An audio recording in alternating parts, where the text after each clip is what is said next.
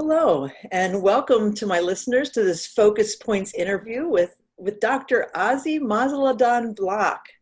She is the Associate Professor of Social Work at California University of Pennsylvania in the western part of Pennsylvania. And my name is Dr. Kristen Albert, President and Lead Coach of Turning Points LLC and the creator of Focus Points, which is an enhanced online theme-based individual and group coaching program. So my interview today with Ozzie is focused on, is part of the Diversity, Equity, and Inclusion series of Focus Points. And we're specifically focusing on racial justice, understanding, reconciliation, and healing. And this program is a one-of-a-kind online personal anti-racism tool, and it's structured to help people with white privilege understand and take ownership of their participation in the oppressive system of white supremacy. And so I am very excited to welcome you today, Ozzie, to this interview. You've done some terrific work in the area of cultural humility. And I'd like to hear from you, what actually is cultural humility, and how did cultural humility become a focus of your research? Well, cultural humility is, deeply rooted in the concept that, we can teach people stereotypes, or we can teach them to start looking inside of themselves at the personal experiences that have brought them to the sort of worldview that they have today. And Doctors Murray Garcia and Turvalon in the mid-90s coined the term. They were both physicians in Oakland, California, sort of based on their, lived, worked experience. And having gone through a lot of diversity, cultural competence trainings, realized that really the work needed to focus more on an inward focus than on this, let's teach you some stereotypes that are outdated constantly piece. Yeah. So that's the term. The term is really just the humble, and I think I take that word to just mean to understand that we never know. As soon as we think we know everything, we realize we know nothing. It's not to be all Buddha about it, but Yeah. It's what do I know? I know some stuff, but it's going to change tomorrow. That's right. Yeah. I love the focus inward. I think, for sure. That's where humility has to begin, that focus inward. How did this become a focus of your work?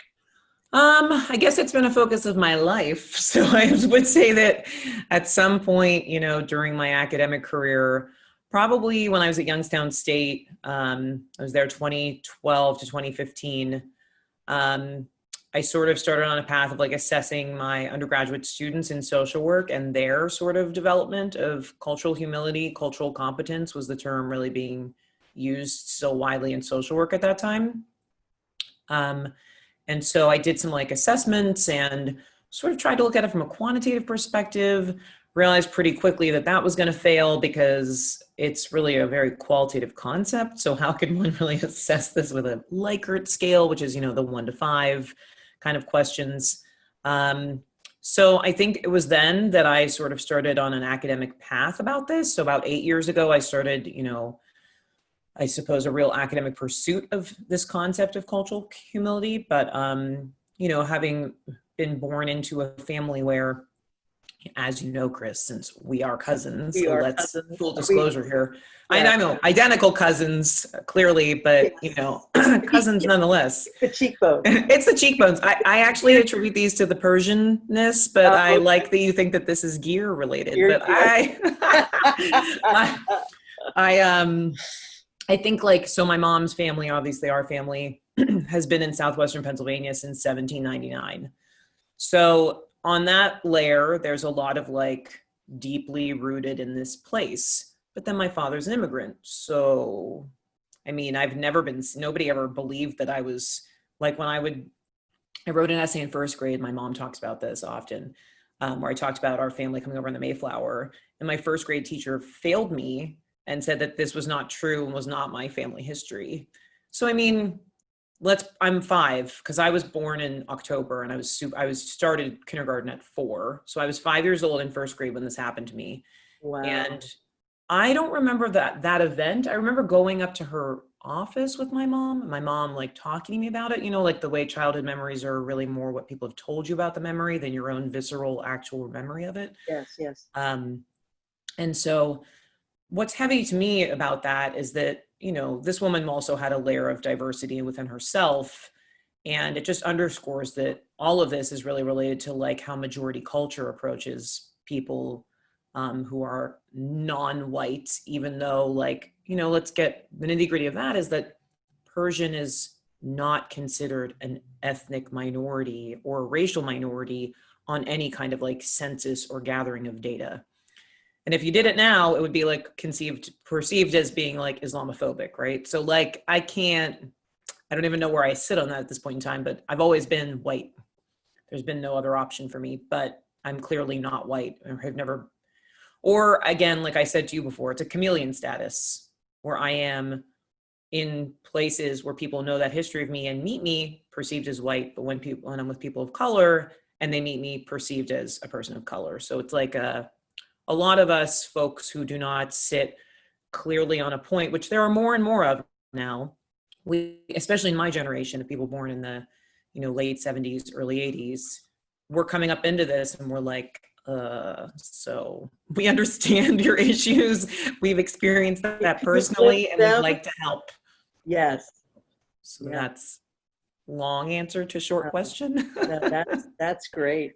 Well, you mentioned this whole life experience and how it has been influential for you. So when you think about our own cultural humility, how do our life experiences influence our perceptions and our expectations within the cultural context? Yeah, I think there's a lot of idea that we can like explicitly teach people out of racism.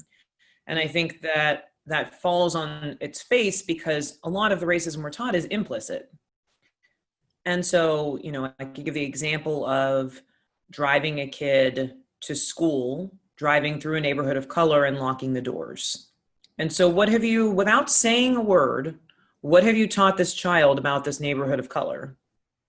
Unsafe, dangerous, people who live here are dangerous.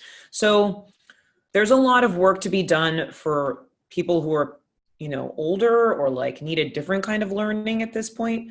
But I think there's a lot more that needs to be done to like desegregate schools and address this from like a much deeper implicitly addressed option, because at least in Pennsylvania, I'm sure you'd agree, Chris, we have a very segregated schooling system because, that money is related to where you live.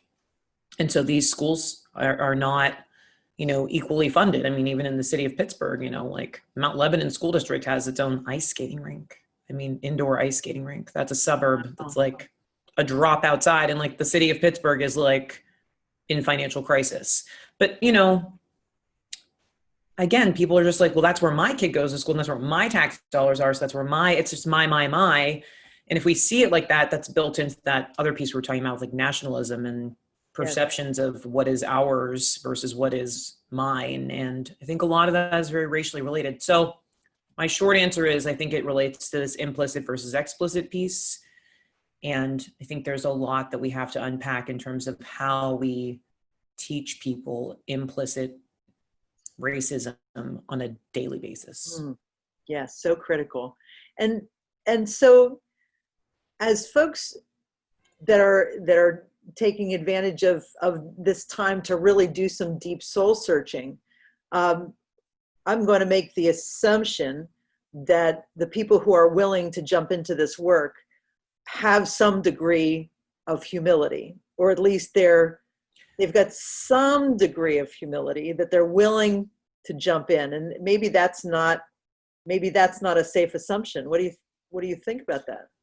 I don't know what to think about that. Sorry, I hate making judgments about other people that I don't know. I guess I'd say people who are reading like Robin DiAngelo's book about white fragility, or like looking at these book lists, or like have that showing up in their Instagram feed, or like a person who I don't really need to talk to. I think they're on a path and they're going to get there their own way, maybe regardless of what I say. It's the folks who don't have any, who, again, rural Pennsylvania is like 98% white. So if we deal in that fact, that if you come from a place in your whole life, who you know are white people, when you get to college, like I have a ton of students who like their first time in a classroom with a student of color is in my class. Wow. And so what can I do about that? I can only address that as it arrives to me when this person's already 18 years old. Mhm. I really think that this work has to be done so much earlier. And it really comes back to this whole public school piece and what's happening there. And we don't value that the way that we should. We have created this terrible system of like really quantitative measures to assess learning, and what's that gotten us? I mean, nothing's improved since Bush, no child left behind, or as I like to call it, every child left behind. It's like misnomers galore. I don't know. I think the work has to start so much sooner because I think there was some assessment done recently that like schools are more segregated now than they were before Brown versus Board of Education. Yeah, yeah. So how can we solve that, Chris? How can we solve that? Yeah. And It's overwhelming. It requires a macro level response, a governmental, public, like looking at like this, saying racism is a public health emergency. Like that's the kind of thing you need to have happen to like address this at a policy level. Right. And my concern then is those who are addressing this as a policy level, have they done the work to unpack it personally? So do they even have, I don't know.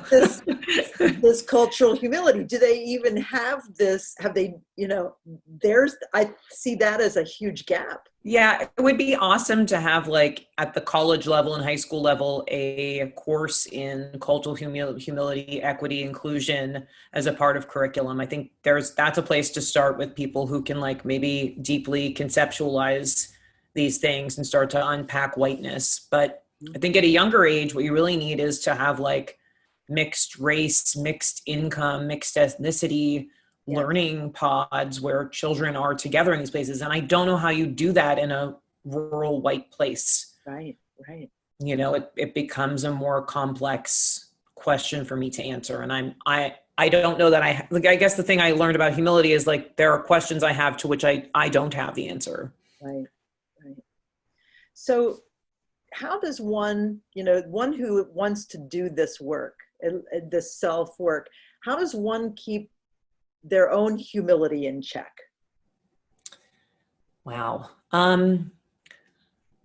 I almost feel like there needs to be some like deep Eastern philosophy kind of like reckoning, right? Where you like understand that the questions are more important than the answers, and this whole idea of like process versus product, right? And I think in our Western culture, we're very focused on get me to the end, right? Get me that degree, get me this house, get me that, right? But like the path there most times is actually the much more important part of growth. But we are so focused on the ends than the means that, I think that's been lost in our culture. So I don't know, I guess I like go back to Bernie Sanders or somebody like that, who's like, we need a major cultural shift. And I do think that's accurate. And I think that will happen naturally to some extent. But if our government is in disarray, I don't see how that will really be possible. And so we're eroding certain aspects of that right now through decisions that are being made at the executive level. And that's what concerns me. And I think concerns a lot of like political scientists and others who are looking at like, what's the scope here in terms of authoritarian rule and sort of some of those kinds of things. Sure, sure. One of the greatest challenges I think I call myself a white European American because my ancestry, my English, my Gear ancestry, my Frolic ancestry, white Europeans, European ancestry.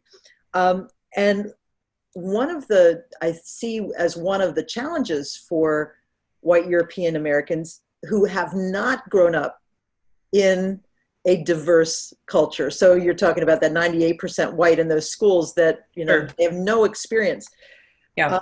Very limited stereotypical experience. Let's also say that. Yes, very true. I think there was one young lady in my high school that was a person of color, and that was 4 classes out of 4 classes, and that would have been 1,500 kids right in that school. So it's just And that becomes a tokenism thing, and all you know Exactly. about Black people is based on that one experience of that one person, and what a corrupt situation that becomes then, right? In terms of our Absolutely. memory and our understanding. Yes, absolutely.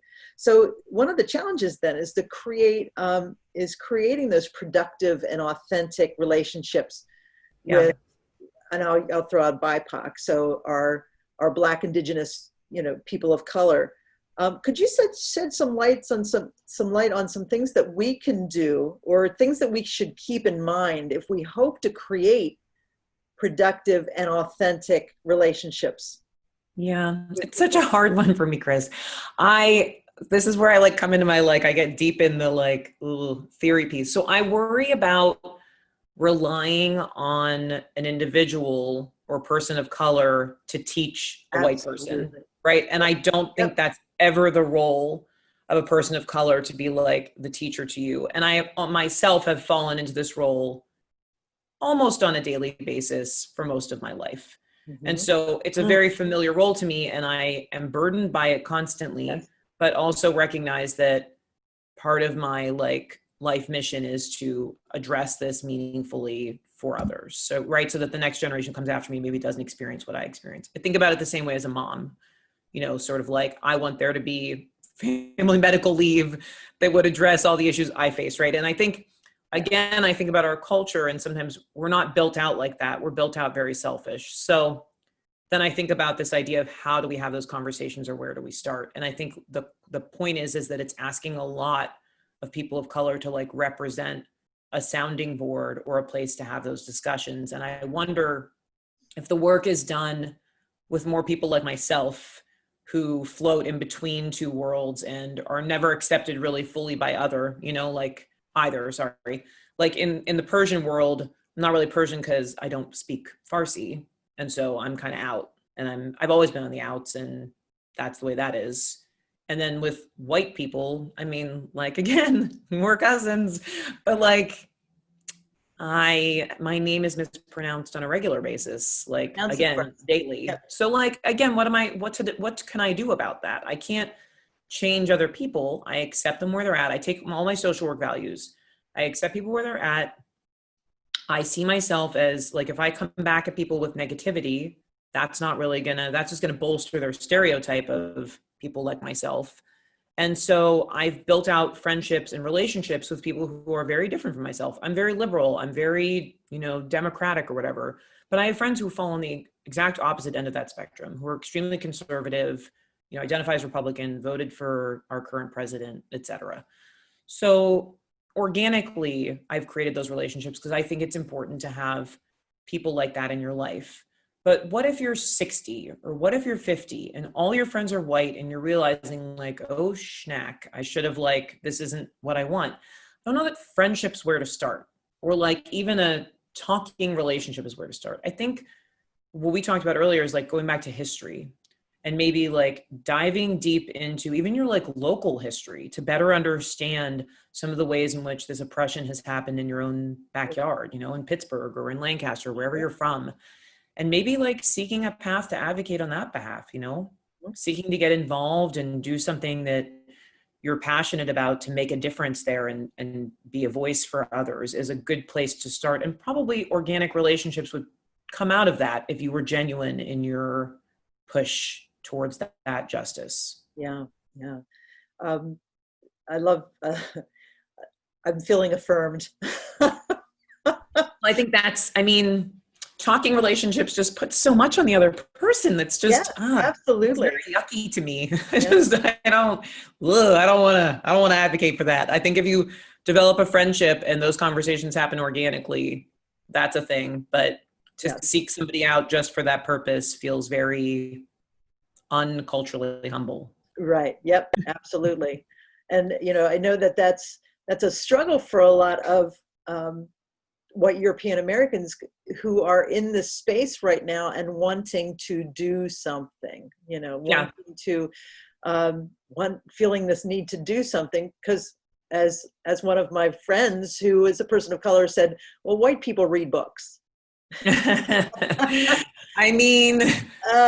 It's a stereotype, but I mean, It's a sure. stereotype, but it is, yeah. It's a start, maybe. I don't know. Yes. Yeah, Read a book. definitely a start. But one of the things I was challenging myself to do is to say, okay, what are my gifts? Okay, so as a coach, there was a recent breakdown in our town, and there were some young people of color that were definitely oppressed in this. And Like with protesting um, or? no, well, it was an incident within their work setting that Okay. happened, and they spoke out against it on Instagram. And I listened to their story on Instagram and felt compelled to reach out in support, and also offered them to support them as a coach if indeed that they would find that to be helpful. And indeed they reached out, and they are creating an organization called the Restaurant Professionals Alliance. It's called Restaurant Professionals Alliance, which is going to be geared at helping restaurants become more equitable spaces for Industry with a lot of issues in that arena with women, Absolutely. ethnic and racial minorities. I think that's, and again, that's not to say, I'm not trying to stereotype. I just know that it's fairly pervasive. So I think that's wonderful that, and again, that's another term that I wonder about too. And you didn't use it, but it's a word I hear a lot lately, and it's allyship, that term. Right. And I hate that word. I don't know. Again, it's like we talked about how words are so powerful. Yes. I hate that word. I think if you're in it with other people, you're not their ally necessarily, right? You're just with them. Yeah. So let's like come up with a new term that's like with a chip, or like a minute ship, or this allyship just like gives you a little separation. Does. That I am not into. It that way. Yeah. I'm not into that. So a minute chip or so, I don't know. There's a new term that needs to be come up with, and I'm not sure what it is, but I think that's great that you made that reach out and offered, sort of your, and that's, I think, another thing, like you offered your power. And I think offering power is an extremely important tool to addressing oppression, racism, ethnocentrism. Yeah. And so as I stand with them, as they do the work, I stand with them in supporting them as they, yes, exactly. So, yeah, but those authentic, that is creating now an authentic relationship with these young people. Right. That didn't come from just reaching out, and I'm not asking them to be my own personal docent. That's just wrong. That's just not the role. So as I was reading some of your work, I was reading about something that was new to me, and critical race theory. Yes. I was trying to pull up my slides, Chris, and I was like failing at finding them. Oh, okay. I just switched computers. Do you have it in front? Could you pull it up for us? Oh my goodness. Screen, am I going to kill you? Do you have it in front of you? Because I did share my screen with you. Ooh, I don't have it. I don't have your screen. You don't have it in front of you? Okay. I don't have it in front of me. If you have, I think I can find it. Let's see if I can do this without totally cultural humility. Let me pull up. I mean, I think it has like 4 bullet points about like, what is critical race theory? And it's like, hey, here it is, folks. Let me get to that page, critical race theory, slide number. It's like slide number. My audio version, and that will not be good. Me talking. Okay, can you see my? Okay, I can see it now. Yeah. Okay, can you scroll down to it? Yeah, I don't have my glasses on, so yell out when you see it. There it is, number 16. 16. There it is. Okay, let me. So, I guess the thing about like understanding humility is I think there's a lot of other sociological theory that goes along with unpacking these kind of concepts and understanding, especially racism in the United States, right? So a lot of my work around cultural humility in Pittsburgh has focused on the immigrant and refugee population. Okay. The 2 largest immigrant populations or refugee populations, because both of these groups, these 2 groups are specifically refugee based, are Bhutanese and individuals from the Democratic Republic of Congo, Congolese, DRC. Okay. And so the folks from Bhutan, you know, again, have like, you know, a variety of skin tones that kind of fall into like the Brazilian terms of like crema, or like these kind of like coffee colored terms, right? Of like people like myself who have like a gradation of like tan looking skin.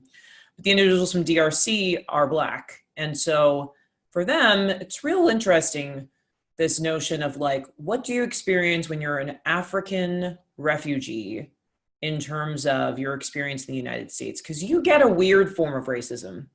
Because if you have an accent, people realize immediately that you're not African American, and you are treated a little differently. But if you never speak to them, you're treated like you're African American.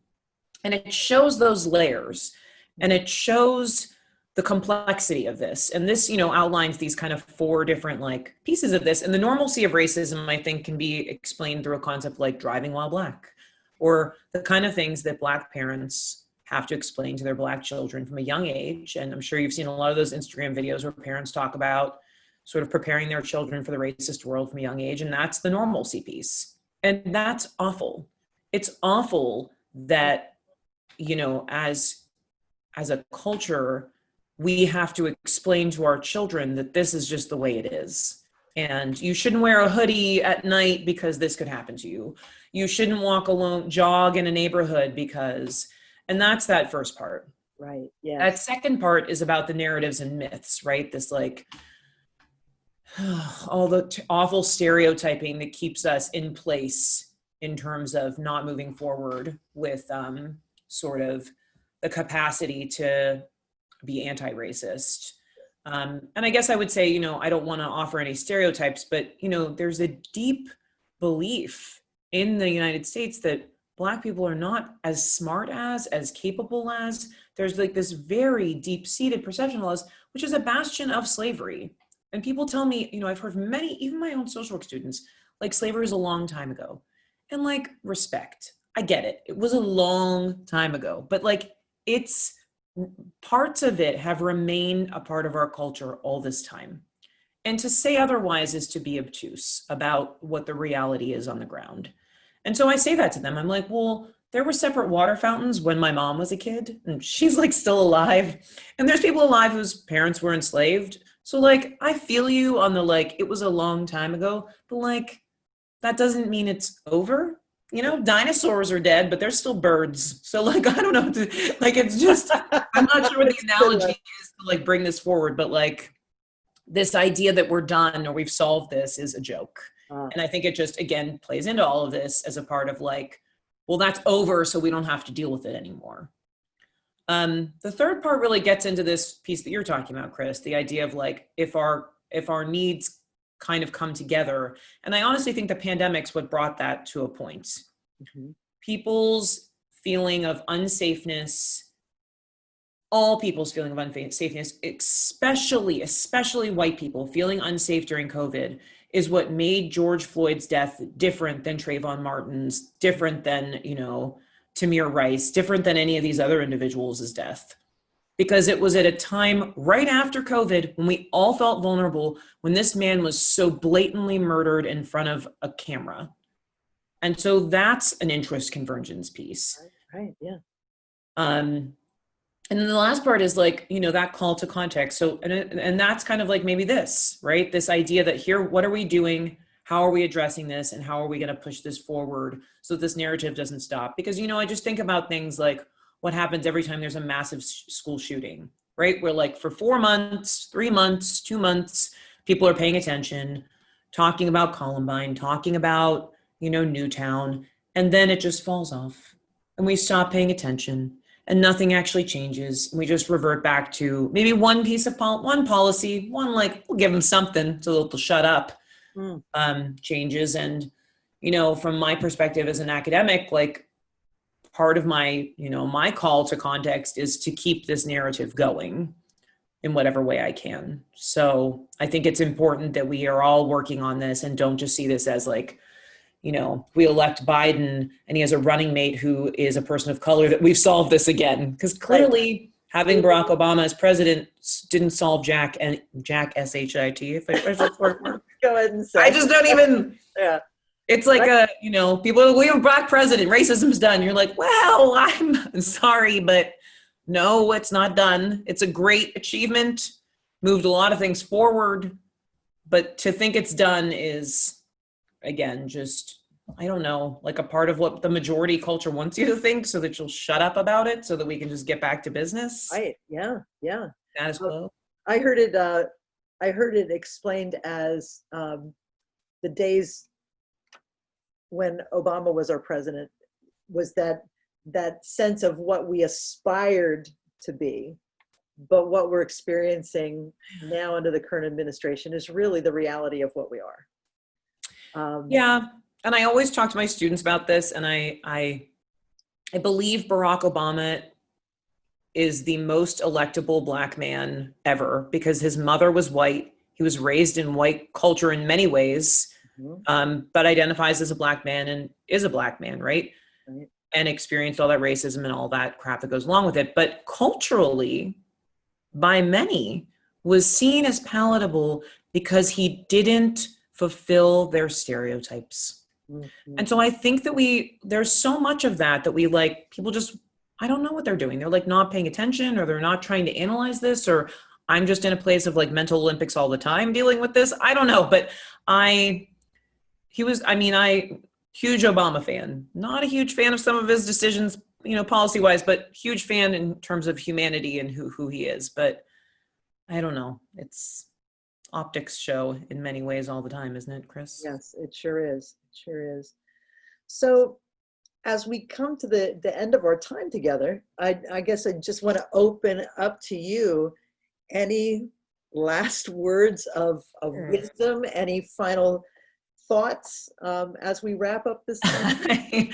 I guess I would say for your folks who are watching this, who are seeking to like dig deeper, I hope they'll follow that kind of suggested path of like reading, listening, finding the niche in which they can do the work. And if there isn't a niche for them to do the work, I guess that's one thing, but maybe there's work to be done within their own family to speak up when they hear something racist being said, or right. There's like levels of work for all of us. And if it isn't at that macro level, like doing something in your community, maybe it's doing something in your own family, which I would say has probably just as much impact if you're standing on the right side of, how we treat other people in a way that is compassionate, equitable, and just kind. There's some early research that showed during like a very serious time of anti-Chinese sentiment in the United States, when a Chinese couple was traveling across the US, that they were not actually treated with racism or any ethnocentrism in their one-to-one interactions. And I think that is the reality most of the time. Most of the time, people will be nice to your face. But like I'm saying about this, it's these conversations we're having with a population we think is like us, right? The racist things being said behind those doors. And that's the place almost where you need to have the most advocacy. And I think there's a lot of like institutional work that needs to be done to look at policies in terms of how they promote continuing institutional racism. And I think Chris, that I've started a LLC myself that deals in this issue, and I've been doing some consulting work for some hospital groups in Western PA, and that group's called Cultural Humility and Equity Collaborative, LLC. And the people I'm working with in that group, that's the focus. Our focus is on working with institutions specifically to like deep dive on policy, organizational structure, and offering trainings to start these kind of conversations because, it has to start somewhere. And if it's not organically starting just with you, for many people at your workplace is, a natural place for that to happen. Right. So do you have a website for your initiative? It's being created right now. I would say, so the Gmail address I have is CHEC, which is the sort of acronym for this, CHEC Pittsburgh, which is just the acronym PGH@gmail.com. So CHECPGH@gmail.com. But we'll have a website soon. I'll share that with you. It's being fancy pants right now as we speak. Okay, that is awesome. That is awesome. Thank you. Yeah. Yeah, thanks for your Yeah, thank you, Chris, for doing this and having me on. It's a pleasure to get to talk to you outside of just, cousin life. Cousin And life and family yeah, reunions and yeah, and all getting to kinds like of have stuff. this moment together, in a work pursuit is special. Yes, absolutely. And I'm really eager to learn more about your LLC and the work that you're doing. And yeah, Thanks, perhaps Chris. see ways that we can work together. But again, thank you, Ozzie. Dr. Ozzie Masalehdan Block. Did I pronounce your? Well, Masalehdan gets pronounced a lot of ways. I mean, the Oh, American, see, now there again, I how many mean, years have I known you? And I, Masalehdan. well, Okay. yeah, I mean, if you want to get Persian about it, it's Masalehdan. So, Masalehdan. Okay. Masalehdan, yes. Wonderful. Well, thank you so much. It's been a privilege to speak with you. And thank you for sharing your wisdom and your work. And perhaps we'll do this again. Yeah, thanks, Chris, and thanks for all you're doing too. Thank you. Talk to you soon. Okay, bye.